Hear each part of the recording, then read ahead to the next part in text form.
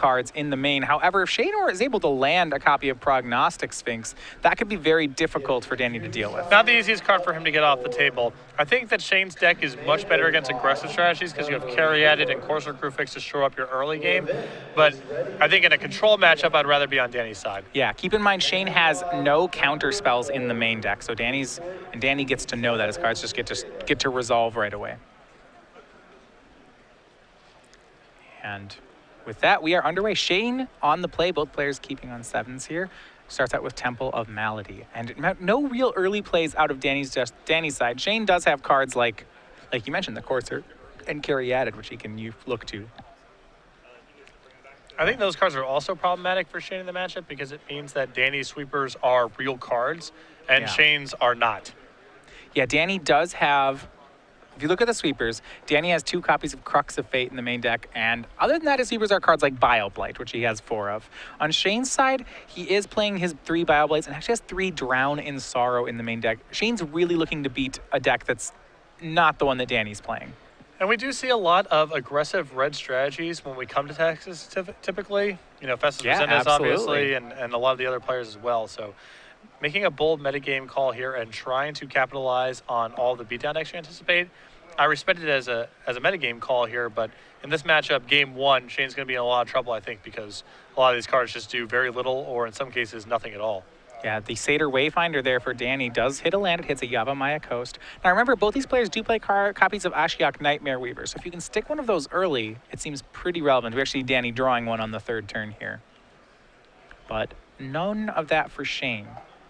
And on Shane's side, actually, he has 4 Heroes Downfall, but outside of that, does not have very many ways to pressure a Planeswalker. And Danny's just going to go ahead and go for it. Remember, no counter spells in Shane's deck, not at least in the main, means that Ashiok resolves. It mills for 3, and it's going to mill. It actually does hit a creature. It hits a copy of Sylvan Caryatid. Danny's deck is much more of a pure control deck, whereas Shane is something of a board control deck. Right. And typically, you know, Magic Theory 101 says you want to be the pure control deck and not the board control deck in that kind of matchup. Well, Shane does have a copy of Heroes Downfall for the Ashiok, and then he'll make a Caryatid of his own. Yeah, what that will do is force Shane to be the aggressor in the matchup. And it's pretty hard to be the aggressor when your threat base is Courser Crew Fix, Prognostic Sphinx, and some Planeswalkers. Yeah. With 5 mana sources in play, lands 6 and 7 in hand. Actually, this is interesting. So Shane has 4 lands in play and a Caryatid, lands 5, 6 in hand, and his hand is Ugin and Garruk Apex Predator. So it looks like he does have the threat base to work with. Now, Danny does have cards like Heroes Downfall and Disdainful Stroke, but needs to have them in hand. This is about the kind of draw that Shane would want to have. I don't know if it's going to amount to very much because Danny has some clean answers to those sorts of cards, but this is about the recipe you'd be looking for. Yeah, Shane casts Courser of Crewfix, revealing Thoughtseize on top of his deck, plays a land from hand and gains a life, and he'll pass that. Thoughtseize could maybe clear the way for these Planeswalkers. Potentially. The problem is that both of them need to be in play for a while to be generating a huge advantage, and you know, even if Danny doesn't have an answer on the spot, if he finds one down the line, a lot of the work can be undone. Yeah. End step there, Sultai Charm will take care of the Courser of Crewfix. Go back over to Danny. We do know about a Thoughtseize coming next turn. And right now, Shane's hand looks to be all removal spells and a Dig Through Time. Yeah, Danny's pretty well stocked here. Shane not in a position to Thoughtseize and play a Planeswalker next turn. We'll say that's my kind of hand. I like that. And hopefully you'll Dig Through Time for another Dig Through Time and a kill spell. Or a counter spell. A Dissolve and a Dig. Yeah, that's great. Love it. And enough lands and cards in graveyard that those are all options right now. Maybe even, well, yeah, actually, I was wondering if he had a Treasure Cruise there. It looks like Danny Jessup does. He has the 4 digs and then 1 Treasure Cruise, one of that 5th card drawer. And we'll get a look at it. It's going to be Thoughtseize from Shane. Danny will dig in response. And what I like here, Danny actually paying all the mana for it, only delving 3s, using those cards, very much valuing the cards in his graveyard as a resource. He has to. If you watch Gerard Fabiano or anyone else play the Sultai control deck, you realize that the graveyard is definitely taxed. There's Murderous Cuts, Tassigers, a full playset of Dig Through Times, a Treasure Cruiser 2. So it's very important to keep your graveyard as stocked as you possibly can. So this is all in response to Thoughtseize. Dig Through Time looks like it's going to get another Dig Through Time. And now he gets to pick the second card. That's options of Ugin and Thoughtseize. And he'll get Thoughtseize, it looks like, as the next card. And I actually really like that Foresight on Danny's side. You'd be tempted to get the Ugin here and just, force Shane to take it. But another Thoughtseize back seems like the best kill spell on this board. It's definitely the safest. Bioblight, Thoughtseize, Treasure Cruise. And actually, it's not a determined, it's a Disdainful Stroke. And Shane may have to take that card. This is a pretty good hand here for Danny, given what's going on in Shane's hand. There's 2 answers to the Planeswalkers and Disdainful Stroke, plus a Thoughtseize, and a Treasure Cruise, which Shane is probably also loath to let him have. He's got to at least hope that he can punch through one of these Planeswalkers, but Treasure Cruise has a good shot of yielding Danny something that can answer the second Planeswalker. And the draw for Danny was Silumgar. He's going to go ahead and cast Thoughtseize. Does see the 2 Planeswalkers, Garruk and Ugin. Right now, Shane has the mana to cast Garruk. He's 1 mana off of Ugin. And that might be the tiebreaker here. Danny might say, I'll take Garruk, and even if Ugin is powerful, Shane has no guarantee of being able to play it next turn. It's a real danger here, though, for Danny. He knows that if one of those Planeswalkers resolves, Danny's not yet able to answer any of them. Well, he's got a fair number of turns. Ugin is just not actually a threat. It's going to be bolting for a little while, so you find a Hero's Downfall and you're good. Yep. Takes the Garruk. Looks like he may take a turn off to just Treasure Cruise then, try to find that downfall. He plays 3 copies in his deck. One hasn't. I don't believe he's used any of them yet. Yep. You can also find a Disdainful Stroke 2, very good in this spot. Yeah, I mean, if he taps out, he can also find his own Garruk, which is a great answer for Ugin. So he's just going to tap out here to cast the Treasure Cruise. So not going to dig for a counterspell, just will dig for a way to destroy a Planeswalker. You see him, he does find the Disdainful Stroke. Does Shane have the land? He does not. He finds Hero's Downfall. And now that Danny gets to untap, he drew a Dig Through Time and a Disdainful Stroke there, and that seems really huge. Yeah, now he's got the Ugin covered. He's got another card drawer to work with, and he has his win con too. He has his one of Silumgar. So you can see Danny's starting to pull away there. There was a 1-turn opportunity for Shane to rip a land and make this a game, but now it's going to be tough. And he'll go for it. Polluted Delta tapping for black thanks to Danny's Urborg. Shane will go for it, but Danny has since found the Disdainful Stroke. Counters the Ugin, and now Shane's hand is nothing but 1 Hero's Downfall. Yep, and Danny gets to have the control player's dream turn of counter your turn and then draw some cards. I mean, it's the 3rd blue Delve card drawer that Danny's resolved. That's going to be really rough in this control matchup. Because a lot of Danny's cards are able to trade 1 for 1. That just makes it so hard for Shane to dig out of this. And you can see the advantage that Danny has in the matchup here. He's drawn 2 copies of Bioblight, which is not a card he really wants in the matchup. But even still, the Dig Through Times and his Treasure Cruise and all that stuff, it's pulling him ahead even though he's drawn some dead cards.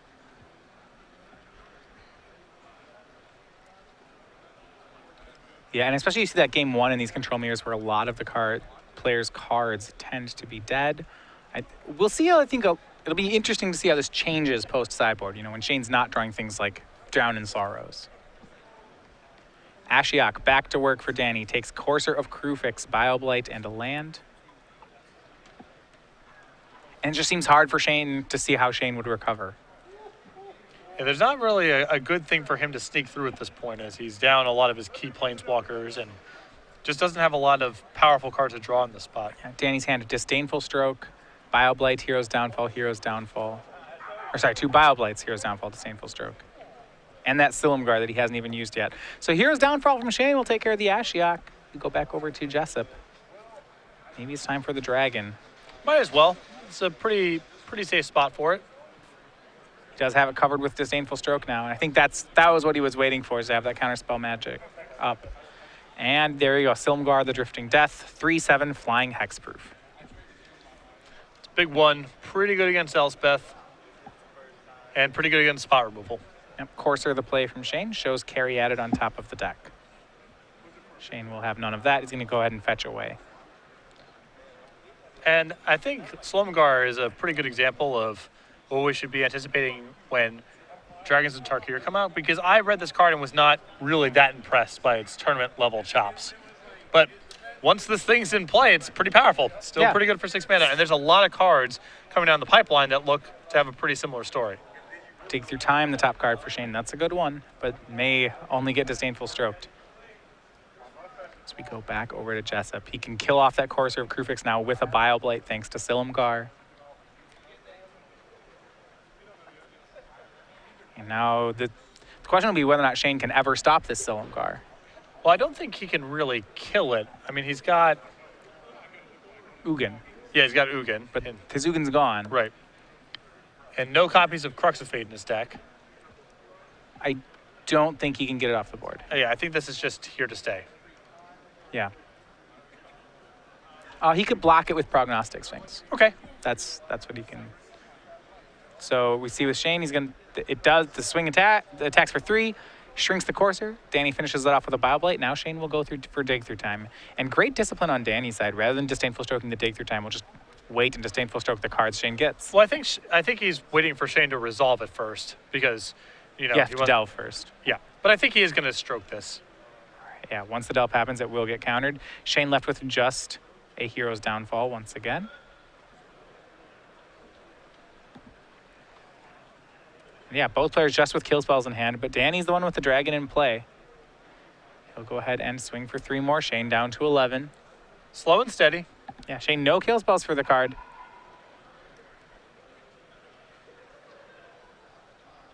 And even if Shane draws his answer, which is a Prognostic Sphinx back to block, Danny can maybe even just use these kill spells on the Sphinx to force Shane to tap it. It's not something you typically see. Very rare does someone have such an edge that they can afford to slog through Prognostic Sphinx that way, but I agree. It's looking like that's the shape this game has taken. Yeah, Danny uses Sultai Charm, draw 2, discard 1, gets rid of one of those Bioblights. Or rather, the second Bioblight. The first one actually he managed to get a card with. So now his hand, a Garruk Apex Predator and 2 Heroes Downfalls. I think Danny deciding if he wants to cast Garruk. The danger would be if Shane has another Ugin in his deck. That would be really dangerous. It's just a very good insurance policy right now. Yeah, I think if he knew the list, if he knew Shane's list, he'd be okay with casting Garruk there. Sultai Charm to draw 2, discard 1 for Shane. He does draw himself into a Kiora the Crashing Wave. Once again, Shane's deck not able to answer that Silumgar. Yeah, just trucking along, Prognostic Sphinx really being the only thing. Draws an extra card off it, draws into Bioblight. And this is, we've seen this Drown in Sorrow in Shane's graveyard, Bioblight's in his hand. He really wanted to play against the mono reds and the aggro decks of the world. He is really well suited to beat aggressive strategies. I mean, this is a really... Drowns, Bioblights, Sultai Charms, Downfalls, Caryatids, Coursers. This is a great recipe for just beating up little creatures. Yep. It's a gutsy metagame call. Right now, he's catching the bad end of it. I would imagine most of his sideboard is geared towards getting this stuff out of the deck, but we'll find out in a moment. He's boarding north of 10 cards, I think, in this matchup. He certainly has 10 cards he'd want to board out. Yeah. And here's trying for another Dig Through Time. Danny does not have more counter spells. He'll let that one resolve.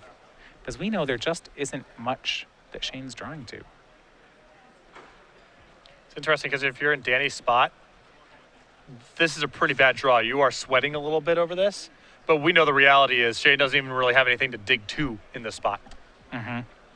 Yeah, he does find that Prognostic Sphinx, but Shane down to 2 means those kill spells, Prognostic Sphinx doesn't really have hexproof. Yeah. Danny can just tap it. And Urborg from Shane. Now your opponent's tapping 5 and you're thinking, oh, please don't be Crux of Fate. Like then you have these cards in your hand. Nope, just this thing. And Danny will be fine with that. You may even see him Hero's Downfall on end step. Yeah, reading the card. I think he just wants to make sure that this does work. Yeah, he'll go ahead and downfall it on end step. Shane can give it hexproof, but that taps it. And this Silumgar tech should be lethal. And there we have it. Game 1 over to Danny Jessup. Not surprising. The way these decks are built, game 1's going to go to Danny a huge percentage of the time. Yeah, it just felt like Shane didn't have the right cards in his library. We saw Danny resolve 3 draw spells, not even really able to turn the corner because Shane could then got to draw his own draw spells, but Shane wasn't drawing to anything. No, Shane got some pretty fortuitous draws there towards the end of the game and still couldn't catch him up because his deck had no way to catch up in the matchup.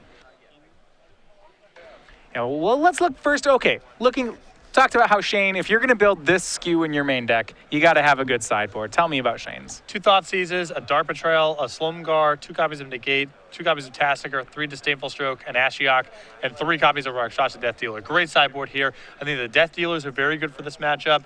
Is there any card you don't like? I don't like the Dark Betrayal, and the Slumgar is borderline. But so we're looking at boarding 13 or 14 cards for this matchup. And that's a good starting point here because the 3 copies of Drowned Sorrow have to come out. The 3 copies of Bioblight have to come out. I would imagine you want some number of the Courser Caryatid slots taken out of the deck. Yeah, Caryatid, ramping doesn't seem to be the primary concern here. So I think Shane's going to do really heavy sideboarding. He's got a lot. Yeah. Interesting. What I want to talk about Rakshasa Death Dealer because it's a sideboard card. If Danny's the kind of player who boards out his Bioblights, and I would expect he would, how many ways can Danny actually answer a Rakshasa Death Dealer? I mean, he's got the big stuff, the Planeswalkers, the Sweepers. If Shane's leaving up mana, it's really problematic, and Danny might not have many clean answers at all. And part of this is just Shane's trying to overload the downfalls, If your Death Dealer goes unchecked, awesome, and if it eats a downfall, that's also fine because it opens up the door for your Planeswalkers and such. The real concern is you're getting hit with Bioblight because that doesn't really have any other targets in the deck. But the most likely scenario is Danny takes out his Bioblights for game 2, and Death Dealer has a really good shot of either going all the way or at least dealing some damage and absorbing a downfall. Yeah, it's interesting. Post-board, these decks are going to look a lot more similar to each other. They'll be working with about the same tools. Looking at Danny's sideboard, a lot of the cards we're seeing in Shane's main deck, cards like Drown in Sorrow, I guess Farika's Cure, those were in Danny's sideboard, so he just gets to not board them in. Yeah, 3 Corsair Crufix, 2 Drown in Sorrow, 2 Farika's Cure, 2 Negates, 2 Tassigurs, Disdainful Stroke, Aether Spouts, Pearl Lake Ancient, Kiora the Crashing Wave. I think Kiora, Pearl Lake Ancient, Disdainful Stroke, Tasigur, and Negates are all fine here. The Coursers might come in if he's anticipating that Shane's removing a lot of his creature removal, but it's going to be more or less the same thing. Post-board, these decks look pretty similar. Shane's just digging himself into a hole with his setup for game 1. Now, one thing I do want to look at is back when we had blue-black control mirrors, the presence of 1 Pearl Lake Ancient in Danny's sideboard seems to be pretty relevant. Yes, it's just another thing where if the game drags out for a very long time, it's very, very potent. I think it's a hard card to play in the main deck because if you draw it against a beatdown deck, it's almost a dead card. It's not good in matchups where flying is involved, but in this sort of matchup, it's just another thing that's hard to kill, and both players are in the market for that. All right, well, we are right now. They're getting ready for game 2 here. Shane will get to be on the play. We're halfway through March, and if you guys haven't heard about Star City Game Night yet, we want to tell you a little bit about this. This is a promotion that your store can run and make any night of the week of Star City Game Night. You don't have to run a special tournament for the event. You can make your weekly event at Star City Games Game Night. Finding out about it, what do you get for it? You get tokens and pins as prizes to your players. So in every single week. In March, that was the rat token. You see the pins on our jackets and these adorable little tokens there over on the right. I love them because when you see the token, it looks like a really cute guy until you see the bigger picture of just what's going on. It's too late to sign up for March. We actually now know our next month creature as well for game night. And this one, I'm a pretty big fan of. This is even cuter. Have not seen it yet. So. Well, if you have a problem with rats, you should go to our next token, which is the which is the kitten. That is fantastic. Yeah. So it's playing with a hamster and a ball. It's adorable. StarCityGames.com/game night or contact your Star City Games organized play representative. It's a creature cat token. Holy crap. Get your hands on that. That is sweet. Yeah. Learn more about StarCityGames.com/game night. Man. You're going to get to wear that pin for a whole month. Just think about it. We've created the first SCG Game Night pin where my girlfriend is going to want a copy. We've finally done it. All right. Going to the game 2, Shane on the play. He was on the play again, also in game 1. Now, we did see cards like, Sylvan Caryatid, not as strong in this matchup. How do you feel about Corsair Crufix, though? I think it's fine. I think it's the type of card where game 1, it comes with a really high cost for a deck like Sultai Control to play because your opponent has some spot removal in their deck. Your deck is mostly about blanking those cards, and so Corsair, while powerful, is something that just eats a downfall when your deck's strategy is about blanking cards like Hero's Downfall. Post-board, where you anticipate a lot of those cards getting removed, Corsair Crufix is powerful for a control deck just in a general sense, if you assume that your opponent's taking a lot of their spot removal. And also in beatdown matchups, Corsair is a great tool to go to as well. So I think it makes a lot of sense for the Fabiano style of this deck to be playing it in the sideboard, if at all.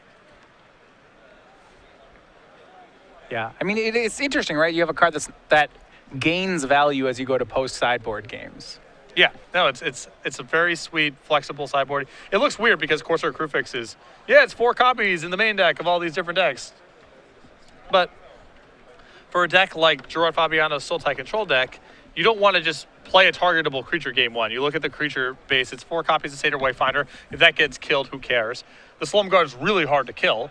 And then you have Planeswalkers that will come into play and do something even if they die right away. Corsair is not like that at all. You need to stay and play for a couple turns, and it doesn't make a lot of sense for this deck to play game 1.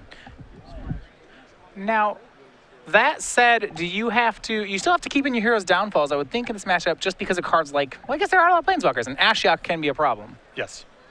Interestingly enough, Shane opted to go on the draw for game 2. So Danny on a mulligan here. He's going to be on the play, so Shane is actually +2 cards.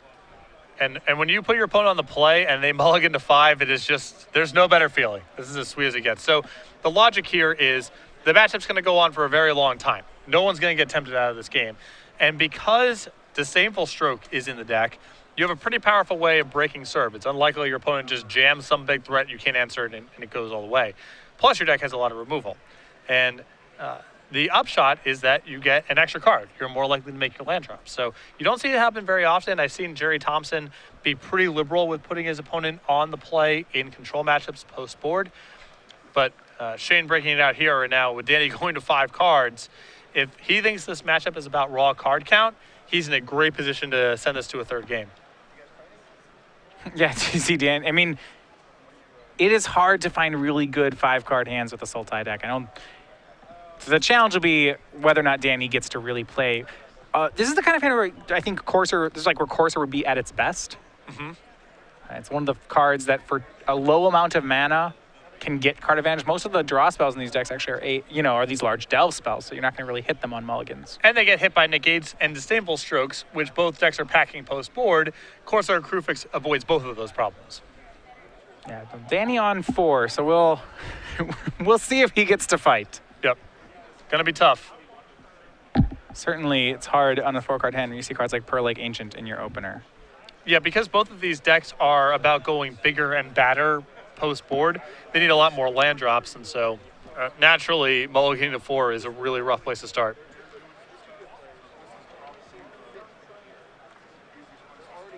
Yeah, we'll see. We'll see where he gets to go at here.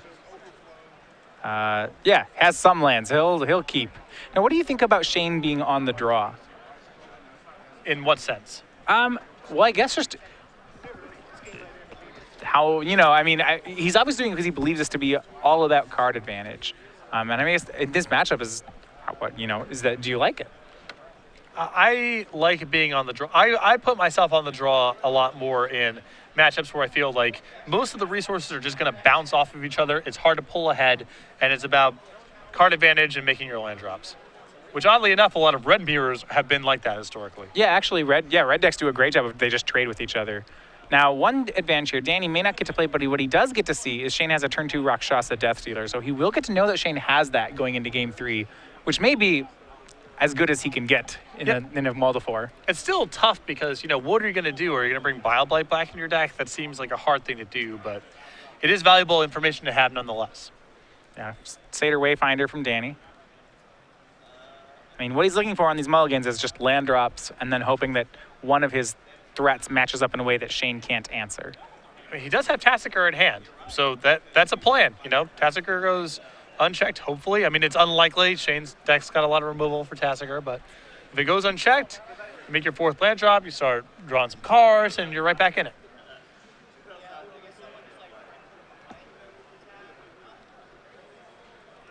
And swing there by Satyr Wayfinder. Rakshasa Death Dealer hit in there, put Danny down to 18. Yeah, he may just go for that Tassiger. We'll see. Well, he gets to put a 4th card in the graveyard right now, which means he gets to play Tassiger with negate backup. And Shane's hand is a Sultai Charm and lands. So we got a game. Yeah, I mean, Tassiger can generate plenty of card advantage too. And he has the 4 lands for it. You know, what a comeback this would be. The most likely scenario here is that Shane untaps and like tries to use the Sultai Charm to get rid of Tasigur. That eats in the gate, and then you got a 4/5 in play. You start activating its ability. Now there is the thing that Rakshasa Death Dealer could just start hitting Danny a bunch. Yes. Got to make sure, you know, that guy does a great job of just trading. And this may be a little too much. We do see a Thought Seize draw for Shane. And this is the difficulty, right? The Sultai cards are so great, just 1-for-1 trading. He can Thought Seize away the negate and then Sultai Charm the Tasigur. Yeah, it was looking like, you know, if Shane didn't draw something really impactful this turn, that he would probably Sultai Charm the Tasigur, and then the negate gets it, and Danny looks like he's in pretty good shape, but this might be too much to overcome. And Danny will let him take it. Though again, look at how this sequence lines up. You probably want to Sultai Charm the Tasigur right now. Don't want that He'll take the negate, once. land Sultai Charm the Tasigur. That taps out Shane. Danny then gets to untap, and Hero's Downfall, the Death Dealer feeling so inclined. It looks like Shane's going to go down a different direction here. Looks like he's really committed to keeping the Death Dealer around, because if he taps out for Sultai Charm, then Danny gets to Downfall. Exactly. Yeah. I mean, he's in such a position of power that he can just afford to do this. Well, I don't know if he's really in a position of that much power because his hand's fairly bad. It's just lands. And Danny's going to get 1 activation here off of this Tasigur. Yeah, I mean, and that's the scary part to me, actually, is that if Shane Thought Seizes and just kills the Tasigur, then this gives Danny a free card. Yeah, it's your nothing against his nothing, but you have way more lands in play. But that's still not by any means a lock for Shane to win the game. No, not. I mean, considering that Shane was +4 cards this game, you have to. This is a great game for Danny. Yep.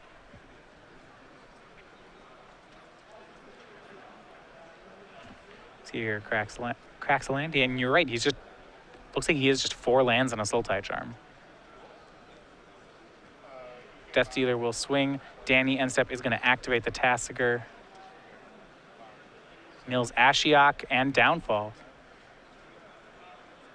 I mean, what I like about Tasigur in these Sultai decks is that the cards are so generic and answer the cards so well that it's hard to get, you know, it's hard to mill something bad off Tasigur. It's very rare. The only really bad hit for the deck is the Wayfinders. Everything else is substance.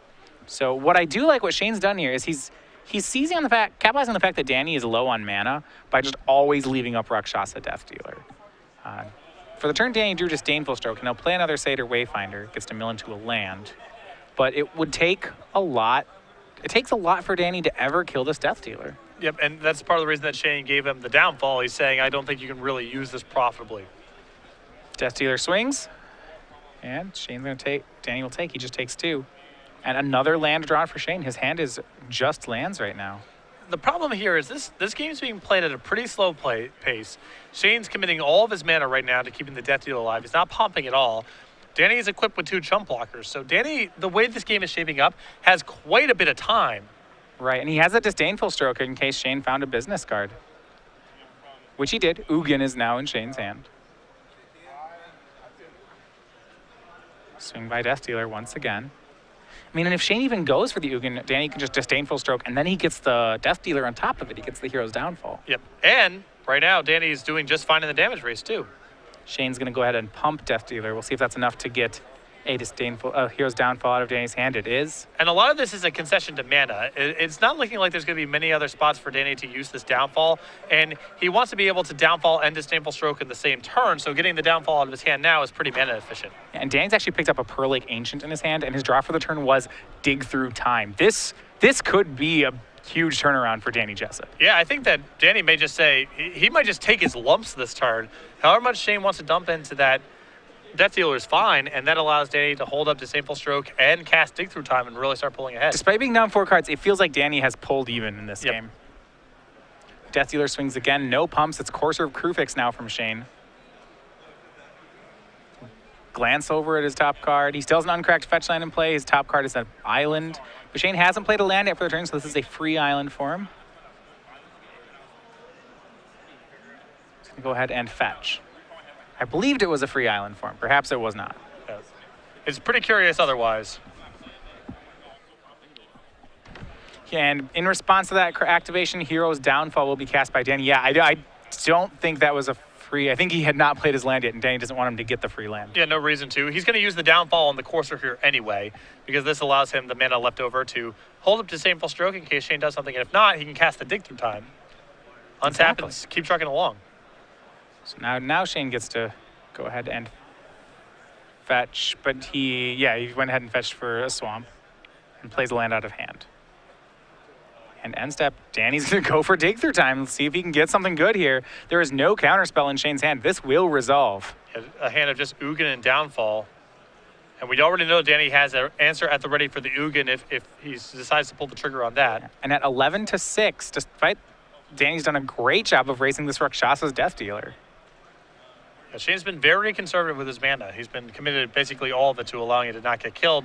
But now the way the damage race is working out, the downfall is just as Fog, your Death Dealer, is allowing Danny to be just fine in the damage race. Well, it's interesting. So the Rakshasa Death Dealer is, it's played out very interestingly. If you leave up enough mana for it, Shane has really shown that this guy can become practically indestructible in the matchup. But if you're leaving up all the mana to make sure that the Death Dealer never dies, then you're running into the issue that it's not actually dealing damage. It's just a 2/2. Well, I think that the Death Dealer is really powerful in games where Danny's on some sort of Planeswalker plan because it's just so big at chunking through Planeswalkers. Right. In this sort of game where you're racing. Yeah, he's racing and he doesn't want it to get killed, but he needs to leave up mana for other stuff. It's just not doing a ton. Yeah.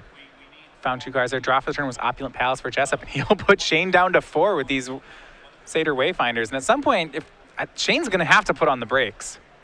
Yep. Unless he just thinks Danny's out of kill spells, but that's a pretty risky one as well. And look at this is a card that actually Danny took off of the Dig Through Time, and I love this play. He took a Satyr Wayfinder. It's a blocker, it's an attacker, and now he's got an untapped land that he took too. So he has access to play the Palace this turn, leave up Sultai Charm, Disdainful Stroke, what have you, and then an untapped land next turn, and the ability to cast Pearl Location. And now Shane has to decide if he wants to Hero's Downfall Satyr Wayfinders. I mean, he's going to opt against it. But yeah, draws Polluted Delta for the turn, and this is, we find Shane Remelt on the ropes here. And now, you see part of the problem here. Once Ugin got into Shane's hand, I would have been much more aggressive just dumping mana into the Death Dealer because your Ugin is, going to eat a downfall if your Death Dealer is not. Also, you have to, at some point, tap out for the Ugin. And when you do, Death Dealer dies. Whatever card you're playing around is now going to get the Death Dealer as well. We see Ugin, and there's the Disdainful Stroke from Danny Jessup. And we pass back, just Death Dealer in play for Shane. He is at 4 life. Urborg, the draw from Danny. He plays land 7. He has Sultai Charm, land 8, and Pearl Lake Ancient in play. He does have 3 blue mana. He surveys the board here. And yeah, it'll be in a swing with everything. One of the Satyrs goes down. Shane is at 2 life. Draw for Shane. That's Thoughtseize. That's not a good one when you're at 2 at all. Yeah, very good job for Danny getting down to 2. End step Pearl Lake Ancient from Danny. Shane may have to just spend the Hero's Downfall to get that guy off the board. Almost certainly, and he might have to do it now because he can't risk Danny untapping. And countering it. It's ugly. You don't want to do it right now because, at that point, Danny doesn't attack with the Wayfinders and... Yeah, you don't get the free creature. But Shane just basically dies if he doesn't get this to resolve, so he might have to do this, even though it doesn't look great. That's what he'll do. We'll see Danny bouncing lands. He's going to... You see what a show of strength from Danny. It's not the untapped land he's bouncing the temples. Yep.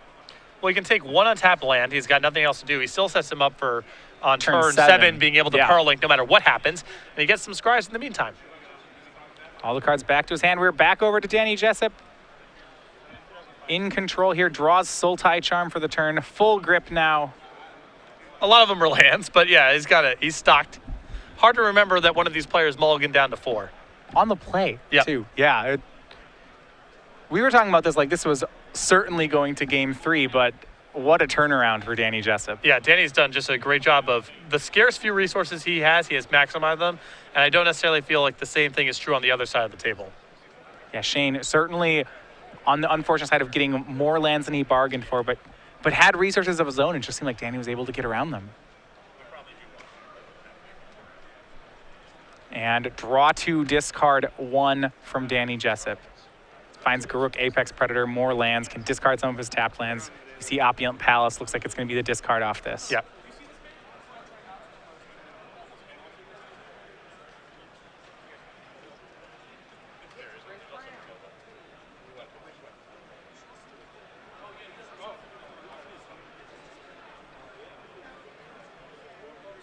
And I believe at this point, the only thing that Danny's hand allows him to do is cast a Sultai Charm. So now there's a question of, is there anything this turn that you can find that's very good?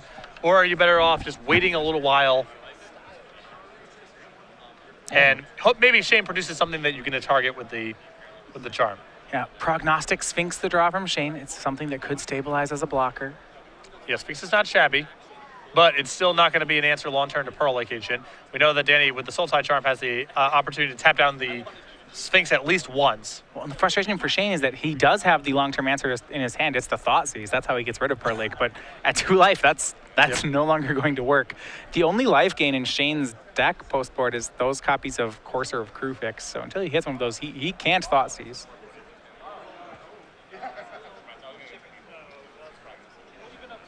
And Prognostic Sphinx the cast for Shane. We'll see if Danny does anything on end step. He could tap the Sphinx with Sultai Charm. He could draw 2, discard a Sultai Charm. Well, the awkward thing is about this Sultai Charm is that Danny's hand has 2 powerful 7-mana spells. So you just won't get to cast it. Yeah, it's hard. You know, the Sultai Charm is flexible. It has some different uses to it, but... And we'll see if you, and I love this play. Tap the Prognostic Sphinx, and now it's Garruk Apex Predator that he puts into play. It's not the Pearl Lake. Right, well, Shane's done nothing for several turns, so pretty good chance that the last card in his hand is a land or something he can't cast, and that's what it is. And there you have it. Danny Jessup, 2-0, takes down Shane Remelt in what has got to be one of the most unexpected victories in game 2. A 4-card hand there is pretty impressive. I felt like in that second game, Shane never really had a cohesive plan for how he was going to use his resources. He was sort of going from turn to turn, responding to cards that he thought might be in Danny's hand, whereas Danny definitely had a game plan for how he was addressing the matchup. Yeah, it did seem like Shane's game plan revolved around that Rakshasa's Death Dealer.